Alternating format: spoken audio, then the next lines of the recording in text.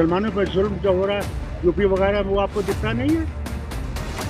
कैसे उनकी मस्जिदें गिराई जा रही हैं, मदरसे गिराए जा रहे हैं, घर गिराए जा रहे हैं, दुकानें गिरा, वो नहीं दिखता आप? जेकेएनसी अध्यक्ष फारूक अब्दुल्ला अक्सर केंद्र की मोदी सरकार पर हमलावर रहते हैं, लेकिन इस बार तो उन्होंने केंद्र के साथ साथ यूपी की योगी सरकार को भी लपेट लिया। सवाल हो रहा था बांग्लादेश में हिंदुओं पर हो रहे अत्याचार पर, लेकिन फारूक अब्दुल्ला अपने मुल्क की बात करने लगे और बात करते करते उन्होंने सीएम योगी को घेर लिया। हमें हर यहाँ की कम मुसीबत है यहाँ इस मुल्क में? मुसलमानों पर जुल्म जो हो रहा है यूपी वगैरह में, वो आपको दिखता नहीं है? कैसे उनकी मस्जिदें गिराई जा रही हैं, मदरसे गिराए जा रहे हैं, घर गिराए जा रहे हैं, दुकानें गिरा, वो नहीं दिखता आप? भैया आखिरी वो सवाल कहते हैं जब आप उंगली किसी की तरफ उठाते हैं, पहले इन 3 उंगलियों को भी देखो तो तुम्हारी तरफ इशारा करते हैं। फारूक अब्दुल्ला ने सीधे ना सही लेकिन इतना जरूर साफ कर दिया है कि बांग्लादेश पर सवाल उठाने से पहले अपने वतन में क्या हो रहा है वो देखिए। जेकेएनसी अध्यक्ष ने यूपी में मुसलमानों के खिलाफ हो रही घटनाओं और मस्जिदों का मामला उठाते हुए कहा है कि उत्तर प्रदेश में मुसलमानों पर अत्याचार हो रहा है, मस्जिदें और घर तोड़े जा रहे हैं, ये किसी को नहीं दिखता। हालांकि इस दौरान फारूक अब्दुल्ला ने बांग्लादेश में हिंदुओं के खिलाफ हो रहे हमलों पर अफसोस भी जाहिर किया। साथ ही साथ केंद्र की मोदी सरकार को आड़े हाथों लेते हुए बोले, न केंद्र इस मामले में कुछ कर रही है और न ही यूएन कुछ कर सकता है। समझते बहुत गलत। अगर ये सच्ची बात है तो उन्हें भी इंसाफ करना चाहिए। वहाँ पे वो धर्म के लोग हैं, जिस तरह हम उनकी इज्जत करते हैं दूसरे धर्मों की, उनको भी इज्जत करनी चाहिए। केंद्र सरकार को क्या कदम उठाने चाहिए आपके? कुछ नहीं कर सकते, वो कुछ कर ही नहीं रही। विश्व समुदाय को भी बोलना चाहिए, यूएन को भी इंटरफेरेंस करना चाहिए। आपने कभी देखा यूनाइटेड नेशन में कोई मामला तय हुआ तय?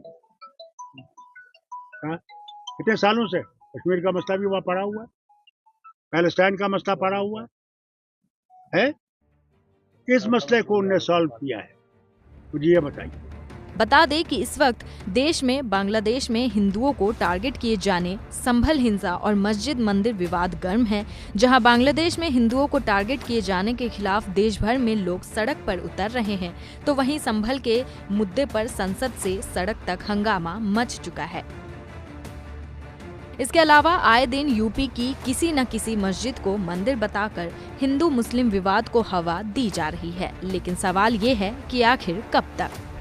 देखिए, हिंदुत्व और हिंदुइज्म में बहुत फर्क है। हिंदुत्व वो नफरत वाली फिलॉसफी है जो सरवारकर यहाँ इंडिया में फैलाते थे इन द 40s। हिंदुत्व और हिंदुइज्म में बहुत अंतर है।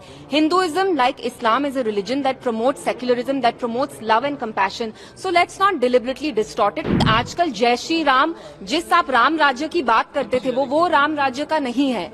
जय Shri Ram is a slogan that's bin associated with lynchings. जब आपको किसी मुसलमान बच्चे की पिटाई करनी है, आप ये स्लोगन यूज करके उसकी पिटाई कर रहे हैं। मैंने हिंदुत्व को क्रिटिसाइज किया और मैं डंके की चोट पे कहती हूँ कि हिंदुत्व एक बीमारी है और इस बीमारी का इलाज हमें करना पड़ेगा। देखिए, हिंदुत्व और हिंदुइज्म में बहुत फर्क है। हिंदुत्व वो नफरत वाली फिलॉसफी है जो सरवारकर यहाँ इंडिया में फैलाते थे इन द 40s। वे ही यूज्ड टू से कि हम यहाँ एक हेजेमनी एस्टैब्लिश करेंगे हिंदूज की, और वो फिलॉसफी ये कहती है कि India is only of the Hindus and for the Hindus. तो हिंदुत्व और हिंदुइज्म में बहुत अंतर है। Hinduism, like Islam, is a religion that promotes secularism, that promotes love and compassion. So let's not deliberately distort it. और जो मैंने बोला, मैं डंके की चोट पे कहती हूँ कि आजकल जय श्री राम, जिस आप राम राज्य की बात करते थे, वो राम राज्य का नहीं है। जय Shri Ram is a slogan that's bin associated with lynchings. जब आपको किसी मुसलमान बच्चे की पिटाई करनी है, आप ये स्लोगन यूज करके उसकी पिटाई कर रहे हैं। सो इट्स वेरी शेमफुल कि हिंदुइज्म जो रिलीजन है, आप उसको डिस्टॉर्ट कर रहे हैं। और मैंने हिंदुत्व को क्रिटिसाइज किया और मैं डंके की चोट पे कहती हूँ कि हिंदुत्व एक बीमारी है और इस बीमारी का इलाज हमें करना पड़ेगा। जिस सिंबलाइजेस की बीजेपी में कितनी नफरत है, वो जहाँ के भी मुस्लिम्स हो, इंडियन मुस्लिम्स हो, रोहिंग्याज हो, उनको पनिश करना चाहते हैं, उनको पर्सिक्यूट करना चाहते हैं।